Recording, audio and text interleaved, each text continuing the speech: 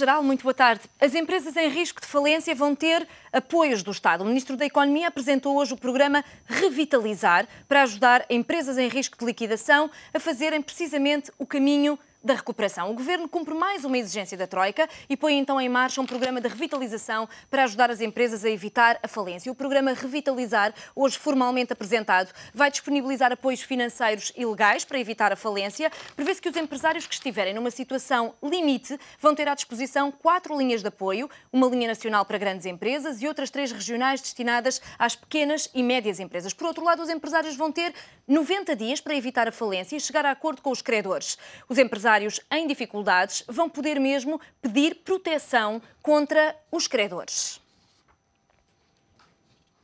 Como salvar as pequenas e médias empresas? A ajuda do Governo é ou não suficiente? Onde é que os pequenos e médios empresários podem ir buscar financeiramente? Que políticas ativas para o emprego? São todas estas perguntas que hoje lhe fazemos neste Assembleia Geral. Procuramos dar soluções aos empresários, já sabe, pode e deve dar a sua opinião, através do telefone 21 323 6898 ou, se preferir, escreva para assembleiageral@economic.pt. Este espaço é seu, já sabe, aproveite-o e deixe as suas ideias. Hoje, para nos ajudar a responder a todas estas questões, é convidado em estúdio Francisco Banha, é comentador do ETV. Muito boa tarde e muito obrigada por estar neste programa. Antes de mais, um primeiro comentário a este programa. Revitalizar é ou não positivo? É, sem dúvida é positivo, porque introduz na legislação portuguesa e no meio empresarial português um instrumento que tem uma réplica, por exemplo, nos Estados Unidos, onde, por exemplo, no caso concreto do capítulo 11, onde os empresários que estão sujeitos à insolvência por parte de um credor podem, de alguma forma, ter um período de 90 dias para se protegerem,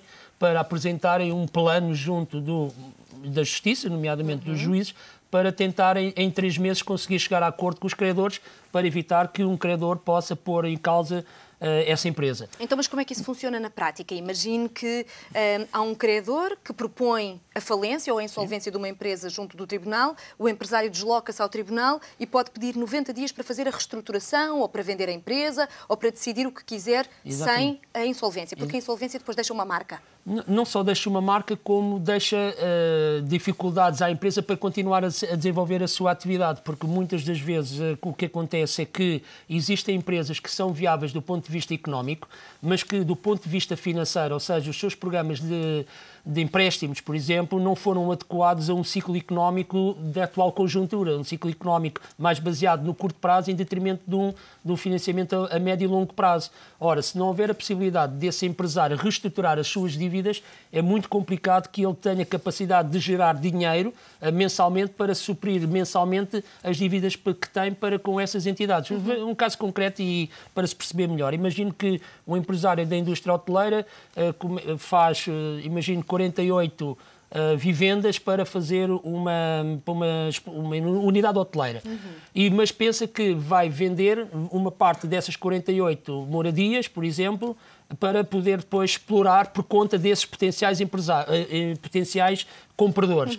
Mas o problema é que pensa com a compra por parte de potenciais interessados de 24 moradias, por exemplo, vai conseguir suportar as outras 24. O problema é que na atual conjuntura há empresários que não conseguem ter compradores para as primeiras 24 moradias, logo não vão ter capacidade para honrar os compromissos que assumiram para o plano financeiro que tinham estabelecido e, portanto, vão ter que apresentar um plano de reestruturação às respectivas entidades financeiras e elas vão ter que estar preparadas para o aceitar, para que, em vez de estarem a dar crédito, por exemplo, para, suponhamos, 3 anos, passarem a dar um plano a 15 anos. Ora, um plano a 15 anos é diferente de ter um plano a 3 anos ou a 4. E isso vai permitir que a empresa reestruture a sua dívida para poder, com base nos cash flows, ou seja, com o dinheiro que vai entrando mensalmente por força das suas atividades, ir cumprindo um plano de dívida a 15 anos. Este é um exemplo, não é? Por que é importante evitar uma insolvência? Muitas vezes, quando um empresário deixa cair a sua empresa, depois de futuro, se quiser agarrar uma nova oportunidade, muito provavelmente fica ali com um carimbo que não é muito positivo. Sim, essa situação é bastante complexa, nomeadamente, e eu próprio manifestei-me já publicamente sobre essa matéria, nomeadamente para os jovens empreendedores, aos jovens empreendedores que muitas vezes são incentivados a criar empresas com base no tema do empreendedorismo, são muitas vezes motivados, etc. E depois porque não conseguem pôr em prática o seu plano de negócios, não conseguem que os consumidores comprem os seus produtos, acabam por ter assumido compromissos, não têm capacidade de os cumprir. E nesse estado vão para uma situação de insolvência porque não conseguem honrar os seus compromissos. Para esse caso, deveria de haver, por exemplo, só por curiosidade, falou-se agora aqui nos planos de revitalização, mas para o caso daqueles que estão agora a começar, se existe um incentivo da empresa na hora, também deveria de ser criado a insolvência na hora, para que quando esse tipo de jovens tivesse essas dificuldades, pudesse, obviamente, e num momento muito particular da sua vida, ter a capacidade de não ficar conotado com situações complicadas de levar a empresa à insolvência. Relativamente aos empresários estabelecidos, aqueles que têm negócios maduros e por força da atual conjuntura mundial, porque é muito difícil nós competirmos em pequenos negócios, por exemplo, em indústria do têxtil, indústria do calçado, é muito difícil competir com a economia de escala que as empresas chinesas, por exemplo, têm. E, por exemplo, não mantendo tudo bem, continuando a fazer bem o seu serviço como sempre o fizeram, acabam por não ter capacidade de escoar os seus produtos a um preço que o mercado o compre e, portanto, nessa altura vai ter que entrar em cumprimento. A questão relacionada com essas entidades e os esquemas das insolvências são importantes porque estamos a falar de pequenas e médias empresas na generalidade dos casos que têm emprego. Porque quer queiramos, quer não, quem cria a maior parte dos empregos em Portugal, quem tem a maior parte são pequenas e médias empresas e são essas que estão a passar estas dificuldades. Se não forem criados este tipo de mecanismos, é muito complicado que um empresário consiga honrar os seus compromissos. Não estou a falar daqueles empresários que recorrem a situações menos claras. Esses são a exceção que faz a regra das situações, como em todas as atividades. Existem sempre aqueles que não cumprem, aqueles que não fazem as coisas da forma mais correta. Agora, aqueles empresários que fazem as suas atividades de forma correta, são difíceis de cumprir com aquilo como hoje estão as coisas. Só por ter uma pequena ideia. Imagino que é um empresário que traz pão do Alentejo para vender na cidade de Lisboa. O preço do gasóleo passou 1,5 euros por litro. Ora, como é que ele consegue, por exemplo, a 120 km de Lisboa, suportar esse custo do aumento do combustível para 1,5? É óbvio que se ele aumentar o preço de venda junto do seu consumidor final ou junto do distribuidor, o distribuidor ou os consumidores vão pretender outro tipo de pão, porque há dificuldades, há menos dinheiro, as pessoas consomem menos. Então, esse empresário o que é que vai ter que fazer? Ou suporta ele os prejuízos, ou se não tem capacidade para suportar os prejuízos, ou também pode fechar a empresa. A não ser que existem mecanismos que permitem ter situações de crédito que permitam, durante algum tempo, enquanto a situação macroeconómica não melhorar, aguentarem este impacto menos positivo. Aqui fica essa ideia positiva também. Por agora vamos abrir o debate para o primeiro telespectador que está lá em casa. Alcides Dias, 40 anos, gerente, fala-nos de Odivelas. Muito boa tarde. Boa tarde, Sra. Jornalista, e boa tarde ao seu convidado. Eu queria apenas dizer que, de facto, em Portugal as empresas já não têm salvação. É muito difícil. Eu dou aqui um exemplo. Repara, o seu convidado tocou num pormenor, que de facto o gasóleo tem um custo muito elevado. Eu que ando todo o dia, eu chego a esta hora, tenho que parar o carro porque chego ao fim do dia e não consigo ganhar para a despesa do combustível. E eu digo, o Governo não só não apoia as empresas pequenas e médias, como toda a gente tem vindo a dizer, são elas que fazem andar o país, são elas que fazem mover o país. O nosso ramo está ligado ao setor imobiliário e construção e temos grandes dificuldades não só para receber das câmaras, que tínhamos um acordo a 30 dias, passou para 60, passou para 90 e agora pagam a 6 meses. Trabalhar com o Estado português, que não é exemplo para ninguém, portanto, nem pensar. Eu só lamento é que, de facto, os nossos políticos, que não estão à altura da nação portuguesa, passem a vida a pavonear-se e não apoiam as pequenas e médias empresas, apoiam sim as empresas ao qual eles depois, quando deixarem a política, vão se servir dessas mesmas empresas que eles financiaram. Eu lamento ter que dizer isto sempre. Eu, com 40 anos de idade, estou desiludido, estou profundamente em estado de choque, porque estão empresas a fechar em catadupa. São elas que tinham 20 e 30 funcionários e que vêm-se cada dia que passa com o garrote. Eu só lamento é que para o Banco BPN e para todas as instituições falidas o Estado está lá, está presente, estou aqui. Para as pequenas e médias empresas, dificulta-lhes a vida. E termino mesmo a minha intervenção. A banca não empresta a empresas com um capital à volta dos 150 a 200 mil euros anuais de faturação. Muito obrigado e boa tarde. Muito obrigado a nós, a contribuição de Alcides Dias, então, para este debate, e vamos já olhar para estas questões, que são questões importantes, nomeadamente os custos da energia, os pagamentos do Estado às empresas, que estão, como diz Alcides Dias, e bem, a colocar as empresas com o garrote, e se estas empresas são ou não suficientemente apoiadas pelo Estado. Começamos com os custos da energia. Vamos ver. A questão de as empresas são apoiadas pelo Estado, nós temos que, como empresários, e o problema da economia portuguesa tem estado assente num modelo organizacional muito dependente do Estado. Portanto, isso é um facto, só para termos uma pequena ideia, porque muitas vezes fala-se da economia portuguesa, mas é importante ter presente o seguinte: há 373 mil empresas em Portugal. Micro, pequenas e médias empresas. Dessas 373 mil empresas, 330 mil exportam zero. Só há, portanto, e depois cerca de 340 mil dessas empresas têm um capital social mínimo de 5 mil euros. Portanto, as empresas foram sendo criadas e a maior parte dessas empresas vivia no mercado interno. Portanto, vejam que a maior incidência das falências, portanto, as falências aumentaram 18% relativamente a 2010. Quando traduzimos isso em números, são cerca de 6.100 empresas que fecharam em 2011, contra 5.100 em 2010. E, portanto, a maior parte destas empresas as que faliram foram as empresas de construção, foram o comércio. Porquê? Portanto, são aquelas que vivem mais dos serviços internos. Ora, se há uma retração na economia, essas empresas têm todas tendências a cair.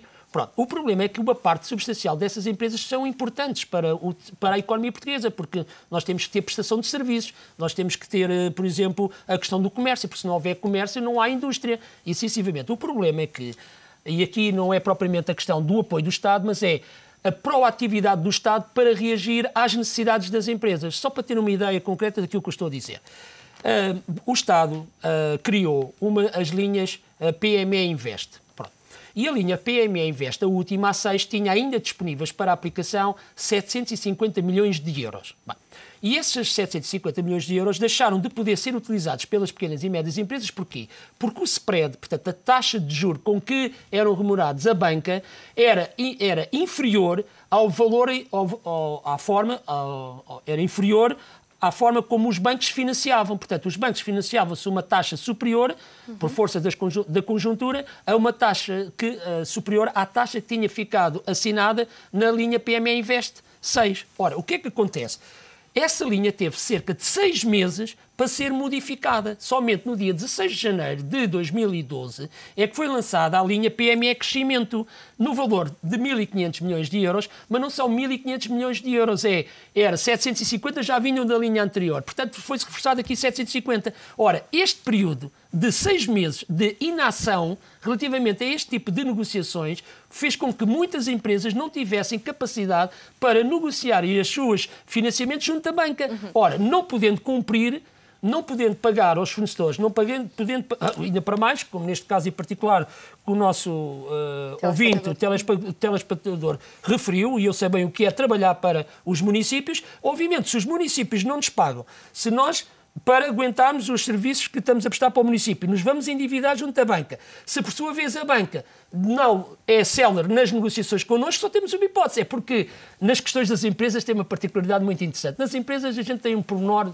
muito complicado, que é, há vendas e há os custos. Se os custos são superiores às vendas, só uma hipótese, é fechar. Não é como a política. Na política há a esquerda e a direita. Mas aqui não. Ou entra dinheiro, ou então as empresas têm que fechar. E, portanto, para que isto não aconteça, estes mecanismos não podem demorar tanto tempo. Repare, estamos a falar do programa de revitalização. O programa da revitalização foi aprovado, ou foi apresentado no Conselho de Ministros do dia 19 de janeiro. Depois foi publicado a chamada resolução do Conselho de Ministros no dia 3 de fevereiro. E foram definidos, portanto, a comissão que vai de alguma forma, implementar esse programa. Hoje foi apresentado formalmente. Hoje foi apresentado, hoje é dia 8 de fevereiro. E, portanto, essa comissão tem até 30 dias, até o dia 3 ou 4 de março, para apresentar o seu plano. Ou seja, tudo demora muito tempo. Tudo demora muito tempo. E as empresas não podem, e os empresários precisam disso. Olha, outro exemplo concreto para não queremos, de alguma forma, ter a bombardear com questões, mas é muito importante. Olha, quer o programa do PSD, quer o programa do CDS, que são hoje governo, e bem, contemplavam que as pequenas e médias empresas apenas pagassem o IVA ao Estado quando o recebessem, o chamado método de caixa. Estamos em fevereiro, ainda nada disso foi feito. Portanto, ou seja, e isso era muito importante, porque imagino que eu sou uma pequena empresa que trabalho para uma Câmara Municipal. Faço lá uma prestação de serviços, imaginemos, de 50 mil euros. Ora, 23% de 50 mil euros é muito dinheiro. Se a Câmara Municipal não me paga, eu tenho que pagar ao Estado. Ora, o que é que isso vai provocar? Vai provocar... A Câmara precisa do serviço. Quem diz a Câmara? Diz, imagine, se eu fizesse um serviço para o Económico TV. Se o Económico TV não me pagasse no prazo em que eu tenho que entregar o IVA ao Estado, eu tenho que ir tirar do meu dinheiro. Ora, se eu já estou em dificuldades, como é que eu vou conseguir entregar o dinheiro ao Estado? Parece tudo uma bola de neve. Mas vamos voltar a uma questão que estava a falar e que é particularmente importante, que é o facto de as empresas estarem ainda muito habituadas a um Estado pai. Claro. Isso vai ter que deixar de acontecer. Deve haver alguma proatividade por parte dos empresários. E vamos por aí. Vamos dar boas soluções aos empresários para não viverem à conta de um Estado pai que neste momento não lhes pode dar todas as condições que eventualmente deu no passado, além de todos estes instrumentos que já falámos aqui, como as linhas PME Invest e essas condições relativamente ao IVA, e outras estarão também em cima da mesa. Onde é que as empresas podem ir buscar financiamento sem ser à banca comercial? Eu penso que na gestão de uma empresa há várias componentes para o sucesso. Uma delas é a parte do financiamento, obviamente, mas também há formas ao nível da gestão operacional. Ao nível da gestão operacional, quer do ponto de vista da inovação do produto, quer ao nível da distribuição, quer ao nível, inclusivamente, da parte organizacional. E aqui é que há uma parte bastante importante que eu penso que os empresários portugueses devem passar a ter presente, que é tentar identificar naquilo que são hoje os novos atores da economia portuguesa, por exemplo, universidades, por exemplo, parques tecnológicos, por exemplo, ao nível das incubadoras, o que é que se está a fazer nesses polos de conhecimento que eles possam incorporar no seu processo produtivo. Dou-lhe um exemplo concreto para que as pessoas possam perceber, porque é apenas um caso. Nós temos que ter mais empresários a fazer isso. E isso está beneficiado do Estado, está beneficiado do investimento que os governos portugueses foram fazendo ao nível do conhecimento. Portugal, ainda há poucos dias, teve a notícia de que, em 2010, a melhor incubadora do mundo foi em Portugal, no Instituto Pedro Nunes, e em 2011, a terceira melhor incubadora do mundo foi aqui, na Universidade Nova, na Margem Sul. O que mostra que os portugueses não são melhores nem piores do que não, ninguém, são é preciso bons, proatividade. Exatamente. O que é preciso fazer, e só para podermos ter aqui uma ideia do que é que quer dizer com isso? Uma das coisas que os empresários têm que fazer em maior quantidade é, portanto, estarem junto ao conhecimento. Pronto. Veja o que é que aconteceu. Uma empresa de Passos de Ferreira, que a maior produção que tinha era a produção de t-shirts, camisolas para o mercado internacional. E produzia X toneladas por ano de t-shirts. Entretanto, os chineses, obviamente, fazem muito mais toneladas de t-shirts que a empresa de Passos de Ferreira. Logo, têm uma economia de escala superior, podem vender as t-shirts a um preço inferior. Teoricamente, aquele empresário tinha que fechar. Mas o que é que ele fez? Foi junto da comunidade científica, convidou 2 ou 3 engenheiros para, de acordo com o know-how que ele tinha na sua fábrica, ao nível da costura, ao nível das máquinas, ao nível das pessoas, ver o que é que ele podia fazer de forma diferente. E então, esses engenheiros, em conjunto com o empresário, detectaram uma oportunidade de fazer fatos para os nadadores. Portanto, para os nadadores. E o Michael Phelps, nos Jogos Olímpicos de Pequim, utilizou uns fatos feitos por essa empresa e ganhou 8 medalhas nos Jogos Olímpicos de Pequim. Ora, então, essa empresa, que era uma empresa condenada ao incesso, transformou-se hoje numa empresa líder mundial ao nível deste tipo de produtos. Portanto, o que temos que fazer é mais. Para isso, temos que fazer uma coisa muito importante, que é dar a conhecer estes casos aos empresários. E os empresários também têm que recorrer a isso. Isto na parte da inovação do produto. A outra coisa poderá ser feita, por exemplo, ao nível do financiamento. Ou olhar para os instrumentos... Esse é um problema importante, porque a maior parte das pessoas e dos empresários estão muito habituados a recorrer àqueles que são os caminhos habituais, nomeadamente recorrer à banca comercial. Nesta altura, por conta das circunstâncias, sabemos que a banca comercial está estrangulada, o crédito é raro e é caro. Por isso mesmo, vamos aqui dar ideias a quem nos está a ver também de onde é que está o dinheiro, onde é que ele está disponível,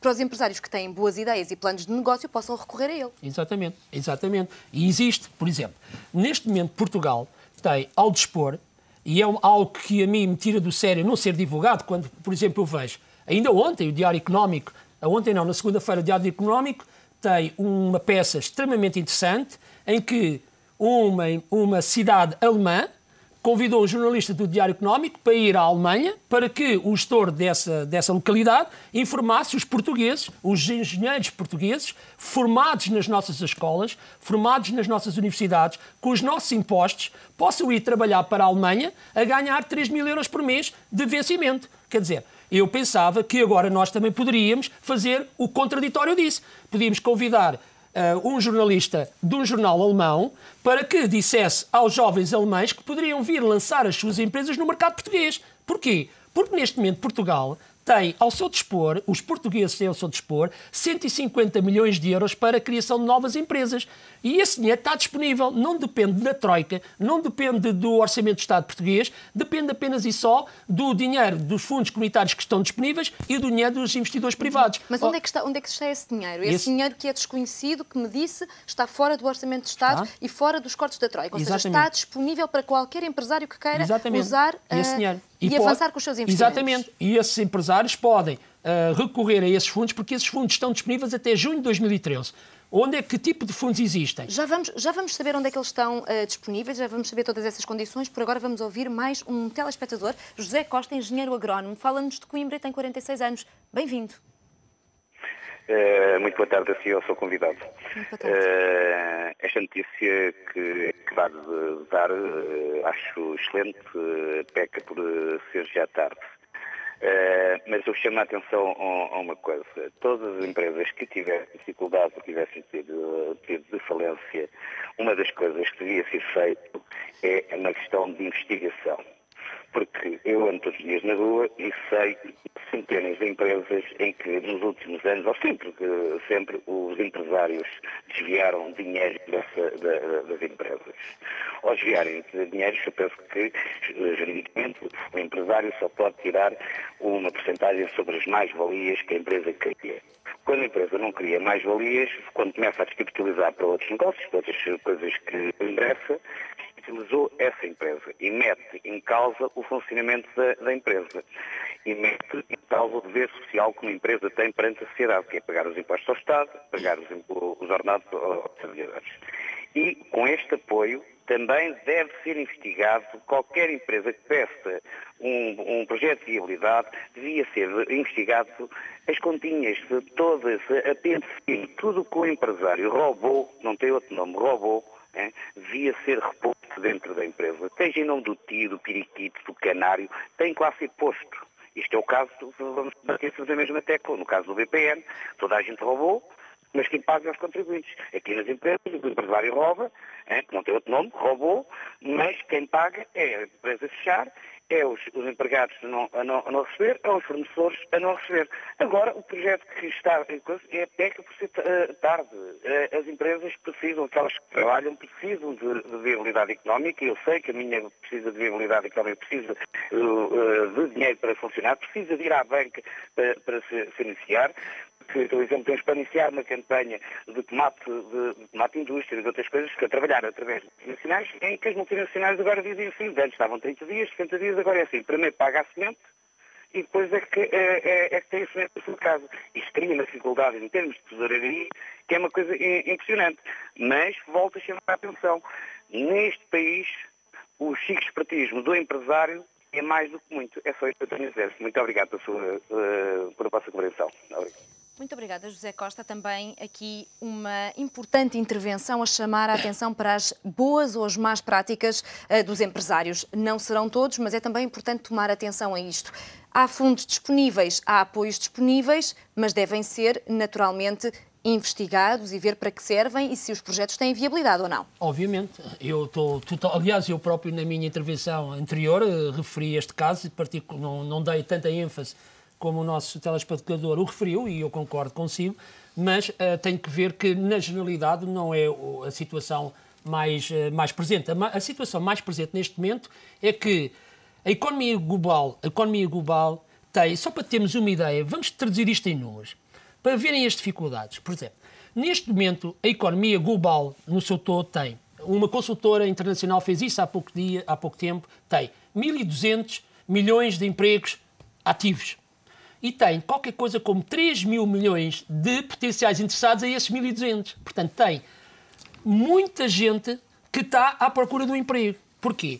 Porque o que é um facto é que, com exceção das economias emergentes, como a China, o Brasil, os países da América Latina, etc., e no caso concreto da Europa, então, está em retração e, portanto, os empresários não tiveram capacidade para se ajustar a este terremoto, se assim se pode dizer, que pôs em causa todo o modus operandi com que eles estavam habituados a gerir as suas empresas, com pouco capital envolvido, muito recurso à banca, portanto, sem profissionalização da sua governance, por exemplo. Uma coisa interessantíssima que é esta questão da revitalização das empresas, deste programa, vai exigir, por exemplo, quando se vai para as negociações, ter o seu processo de organização contabilística em ordem.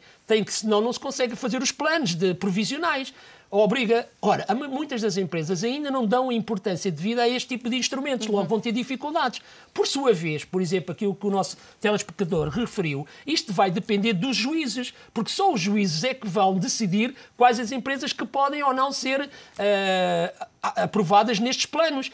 E será que os juízes, dado o estado caótico em que está a nossa justiça, vão ter capacidade de resposta? É uma boa questão. Se esta questão não vai ter o reverso da medalha e ainda entupir ainda mais os tribunais. A questão dos administradores, chamados administradores de insolvência. Há um número suficiente de administradores de insolvência que vão acompanhar estas empresas. Portanto, é todos estes fatores que são complicados. Agora, o que é um facto, do passado, existem estes mecanismos para resolver o passado e há muitas empresas que, através destes planos, e eu, por exemplo, conheço algumas no setor do turismo, por exemplo, no Algarve, há um conjunto de unidades hoteleiras que se estão a debater com problemas, não é que não estejam viáveis do ponto de vista económico. O problema é que o seu financiamento não está adequado a essa atividade económica e, portanto, vão ter dificuldades e têm que ter estes programas. Mas mais importante para mim, neste momento, com toda a sinceridade, é comunicar ao país, no seu todo, que Portugal tem neste momento ao dispor daqueles que querem empreender, criar as suas empresas, 150. Os mecanismos indicados para o fazer,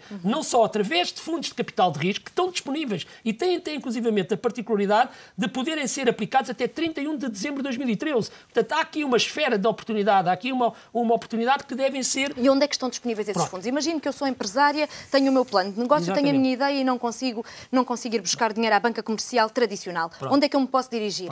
Vamos dar nomes às coisas. Sim, senhor. Por exemplo, um exemplo são os business angels. Os business angels. Se no caso concreto do projeto da Tânia for uma empresa que vai ser criada agora ou tenha no máximo 3 anos de vida, pode ir ao site da FNAB, fnab.org, e vai lá ter 54 grupos de business angels, 54 grupos de empresários que estão disponíveis para analisarem o seu projeto. E, portanto, estão lá o nome das entidades todas, o telefone, o e-mail, e está, inclusivamente, a dizer quais são os setores que cada uma destas entidades apoia. Há uns que estão ligados à área da agro... Francisco, bem, é importante dizer, business angels são pessoas, são investidores. São investidores que acreditam em projetos. Exatamente. E emprestam o seu dinheiro, naturalmente. Não emprestam, investem num projeto, correm o risco de acreditar no projeto da Tânia e, conjuntamente com a Tânia sendo a promotora do projeto, sendo a pessoa que desenvolveu ou identificou uma determinada oportunidade, e eu e as pessoas que estão comigo neste movimento, acreditamos que a Tânia tem capacidade de pôr em prática. E é preciso apresentar esse plano de negócio. Tem que apresentar um plano de negócios devidamente estruturado para que nós, investidores, o possamos, portanto, acreditar nele e investir consigo. Muito bem, já vamos voltar também a falar dos business angels, saber que exigências são essas em relação ao plano de negócio. Por agora, vamos ouvir mais um telespectador. Nuno Silva, 38 anos, é trader e fala-nos de Rio de Moro. Muito bem-vindo. Olá, obrigado, boa tarde. Boa tarde. Cumprimentos à senhora e ao seu convidado. Como já disse aí um telespectador também, há um grande déficit na cultura empresarial, portanto, nos nossos empresários, tanto que os nossos trabalhadores no estrangeiro são considerados excelentes trabalhadores e em Portugal tem falta de produtividade, com certeza. Já várias vezes ouvi que, com certeza, será também um problema dos patrões, dos empresários. Portanto, eu sugiro, por que não um desses fundos para o crescimento e para as PMEs, porque não o Estado promover cursos de formação aos empresários, porque não falta aí empresário mal formado, que nem sequer sabe trabalhar com o Excel, nem sequer faz uma folha de gestão, e penso que seria muito útil que o Estado até oferecesse cursos, se fosse necessário, para tentar melhorar o nível do nosso tecido empresarial. E pronto, é esta a minha sugestão. Parece-me uma excelente contribuição. Muito obrigada, Nuno Silva. Aqui fica, é uma contribuição importante também, mesmo porque cerca de 80% dos nossos empresários são analfabetos. É mesmo esta a palavra que se pode utilizar. Por isso mesmo, eu gostava que me desse aqui a sua opinião. Será que isto está na calha? Bem, é assim, nós nunca... Eu percebo a observação do nosso telespectador e, obviamente, assim, de uma forma genérica, eu, obviamente, que sou... naturalmente que posso concordar. O problema é que eu não sou tão extremista assim, porque há muitos empresários que não têm habilitações superiores, não são licenciados. Aliás, a gente tem a história, quer dizer, o Bill Gates não tirou curso nenhum superior e quantos houve que não tiraram cursos, não é? Mas é uma exceção, não é, Francisco? Sim, Bem, temos que dizer. Sim, mas eu percebo, deixe-me dizer, eu concluir. Eu deixo.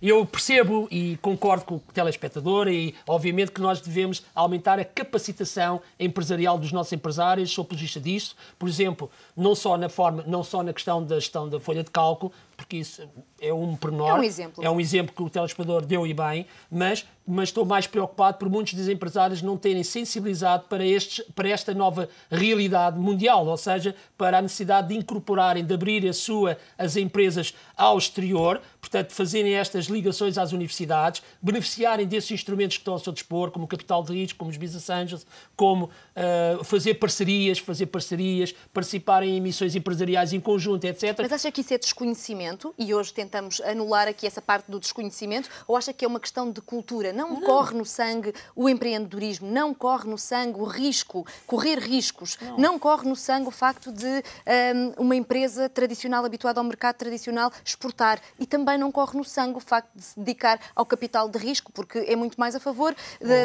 do empréstimo seguro da banca. Mas, Tânia, nós não nos podemos esquecer da realidade portuguesa. A democracia portuguesa tem muito poucos anos de existência. Nós vivíamos num Estado protegido com as nossas fronteiras e, portanto, o nosso processo histórico é recente ao nível de uma economia de mercado e, portanto, é normal que estas pessoas tenham sido as primeiras em desenvolver as suas empresas, o Sr. Nabeiro, o Sr. Amorim e etc. Essas pessoas desenvolveram e criaram empresas e estes são aqueles nomes que se fala mais, mas há muitos outros que fizeram isso. Agora, o problema que se coloca é que essa geração está a ser substituída por uma geração completamente diferente. Nós não falamos da Logoplast, nós não falamos da Critical Software, não falamos da Criostaminal, não falamos, por exemplo, de uma empresa como a ISA, que ainda o ano passado admitiu 48 engenheiros em Coimbra, que é líder mundial de telemetria. Portanto, por que não se fala desses exemplos? Essa é a nova geração. O problema que se coloca é que o número de empresas que estão a ser criadas não tem sido suficiente para emparar as dificuldades desta economia global. E, portanto, o que nós temos que fazer é,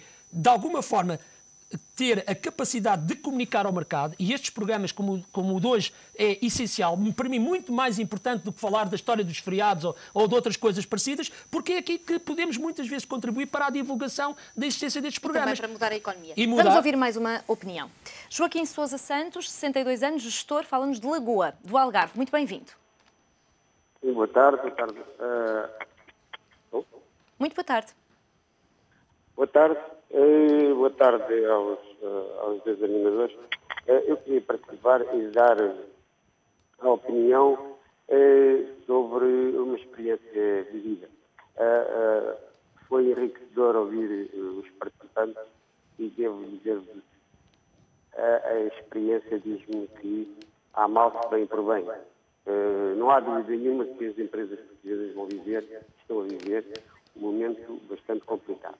Mas devo dizer-vos o seguinte: a maneira como nós andávamos a enganar uns aos outros não é, de forma nenhuma, a melhor para este país se endireitar. Ou seja, andávamos todos, não é, a encobrir o que se passava. E as dificuldades atuais, os spreads que estão a praticar nos bancos, vieram fazer com que as empresas que não estavam em condições, que não tinham viabilidade, essas empresas tinham que acabar mais tarde ou mais tarde. É difícil, eu sei que eu já estive 20 anos em França, portanto tenho uma história muito grande para contar, não interessa agora, mas eu digo-vos o seguinte: é bom que os empresários trabalhem muito e que façam economias das empresas. Nós não podemos estar dependentes sempre nem a 70% dos bancos. Esta realidade que nós vivemos foi uma realidade ilusória. O que se passou foi que fomos iludidos pelos próprios governantes. Os nossos governantes são muito fracos e, por conseguinte, nunca dizem a realidade. Se nós tivéssemos realmente antevisto, eu, por exemplo, digo-vos o seguinte: eu estou numa situação, felizmente, que é muito boa, porque há 3 anos eu comecei a fazer rever a minha situação estrutural do meu grupo de empresas, e hoje estou a viver numa situação que, vou-lhes dizer, nunca tive tão...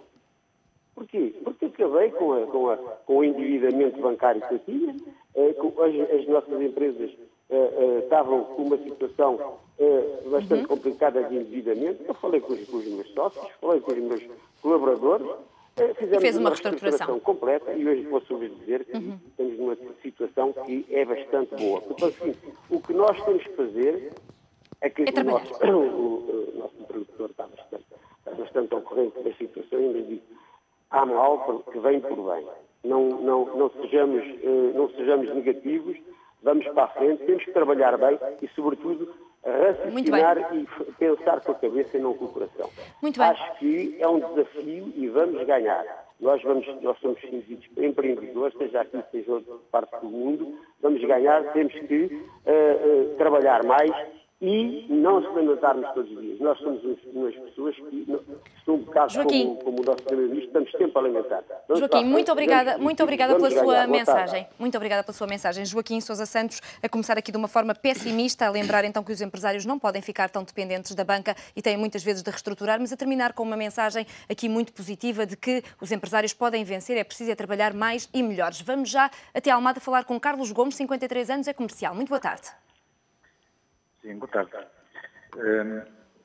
Eu costumo ver alguns dos vossos programas e, na verdade, este é daqueles mais interessantes que refletem mesmo a realidade.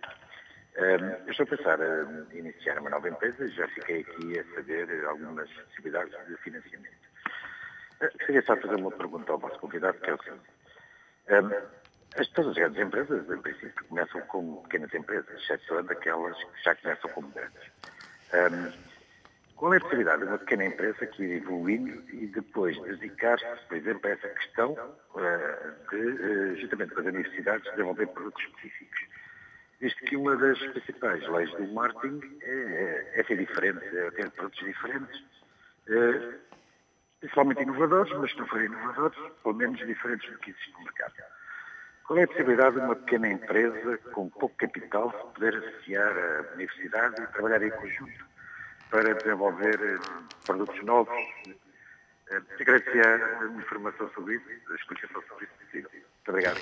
Muito obrigada, Carlos Gomes. A pergunta vai já diretamente para o Francisco Banha, mesmo porque temos 2 minutos para terminar. Portanto, esta resposta e depois ainda vamos à questão dos Business Angels. Ok, eu penso que esta pergunta é bastante pertinente e acho que é exatamente isto que nós devemos fazer. Ou seja, neste momento, qualquer tipo de universidade tem normalmente os seus centros de empreendedorismo.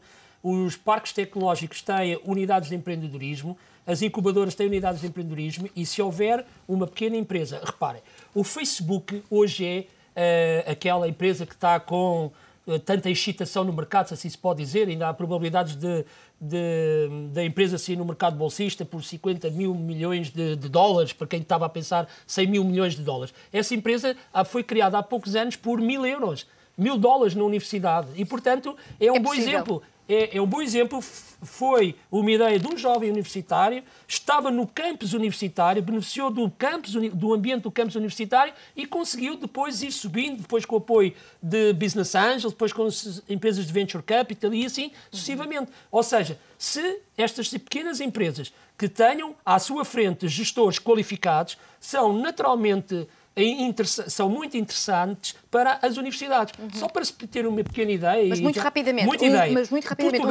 o empresário interessado vai ter como a universidade e apresenta o seu plano de negócio, é isso? Não, sim, e explica, portanto, aos responsáveis do Centro de Empreendedorismo da universidade quais são os objetivos que pretende, o que é que ele tem de bom para a universidade, só para ter uma ideia. Esta é uma das grandes... minuto para terminar, não sei se ainda quer ir aos Business Angels para falar de uma questão importante. Esta é muito importante, eu prefiro centrar-me nesta. Só para terem uma ideia, Portugal tem neste momento 75 mil investigadores. Mais de 56 mil investigadores estão a trabalhar nas universidades. a receber do Orçamento do Estado português, ou seja, dos impostos de todos nós. Esses investigadores que estão a trabalhar nas universidades, para além de terem que apresentar os papers, os papers internacionais, podem e devem estar ligados às necessidades dos empresários. Se o Carlos Gomes, por exemplo, identificou uma determinada oportunidade no mercado e tiver dificuldades, por exemplo, em saber como é que, por exemplo, um tecido, a confecção do tecido deve ser feita, pode contactar a universidade que tenha mais conhecimento nessa matéria para que lhe arranjem uma solução. Os investigadores não conhecem o mercado. O Carlos Gomes conhece o mercado. Então juntam-se e vão daí ter um produto novo com sucesso no mercado. É isso que tem que ser feito. Muito obrigada, Francisco Benha. Ideias positivas para terminar. Em especial, um agradecimento a todos os telespectadores que participaram. Este espaço, já sabe, é seu. Espero que tenha ficado também clarificado acerca das possibilidades de investimento para quem está a pensar ser empresário. E recordando aqui a frase de um telespectador, é preciso trabalhar mais e melhor. Ponto final neste Assembleia Geral. Amanhã outro tema estará aqui em análise e contamos consigo. Até lá.